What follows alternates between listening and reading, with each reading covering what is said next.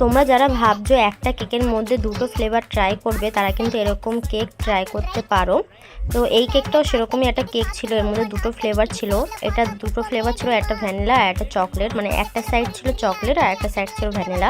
তোমরা যারা দুটো ফ্লেভার ট্রাই করতে চাও তারা কিন্তু এরকম ফ্লেভার ট্রাই করতে পারো, যে কোনো দুটো ফ্লেভার তোমরা চুজ করতে পারো। তো এই কেকটা আমার একটা রিপিট কাস্টমার অর্ডার করেছিল, সে সেম দিনে আগের বছর আমার কাছে অর্ডার করেছিল। এই কেকটা ছিল 2.5 পাউন্ডের মধ্যে, ফ্লেভারটা ছিল চকলেট আর ভ্যানিলা। তো কেক দুটো আমি ক্রাম কোটিং করে তার ফাইনাল কোটিং করে নিচ্ছি।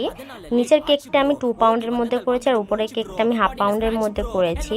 তারপর আমি হোয়াইট কালার ক্রিম দিয়ে ফাইনাল কোটিং করে নিয়েছি। আর ডিজাইনটা আমার মতো করে করতে বলেছে, শুধু বলেছে যে একটা ছেলের বার্থডে, তো সেই হিসাবে ডিজাইনটা করতে। আর যেহেতু একটা ছেলের বার্থডে তাই আমি কেকের থিমটা হোয়াইট আর স্কাইয়ের মধ্যে রেখেছি।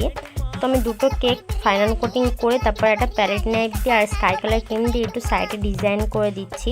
তারপর আমি ফ্রিজে দুটো কেক ভালোভাবে সেট হতে দিয়ে দিয়েছিলাম।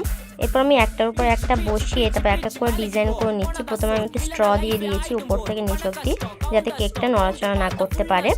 তারপর আমি অনেক নজেল দিয়ে আর স্কাই কালার আর হোয়াইট কালারের ক্রিম দিয়ে কিছু ফ্লাওয়ার করে দিচ্ছি উপরে নিচে সব জায়গায়। তারপর আমি কিছু স্টারও করে দিচ্ছি সাইডে। এবার আমি একটু বর্ডার করে দেবো উপরে আর নিচে হোয়াইট কালারের ক্রিম দিয়ে।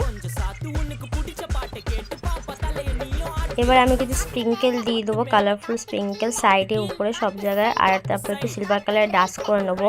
আর তোমরা ভালো করে জানো যে আমি সবকটা কেকে সিলভার কালারের ডাস্ট করি, যেহেতু কেকটা শাইন করে আর আমার পরতেও খুব ভালো লাগে সিলভার কালারের ডাস্টটা। তো এই তো আমার কেকটা কমপ্লিট হয়ে গেছে, এই ছিল কেকটার ফাইনাল লুক। এরকম কেক যদি তোমরা অর্ডার করতে চাও তাহলে আমাকে ইনবক্স করো আর আমার ভিডিওটা লাইক শেয়ার কমেন্ট করে দিও। আমাকে ফলো করতে ভুলো না। আমার ভিডিওটা দেখার জন্য অনেক অনেক থ্যাংক ইউ।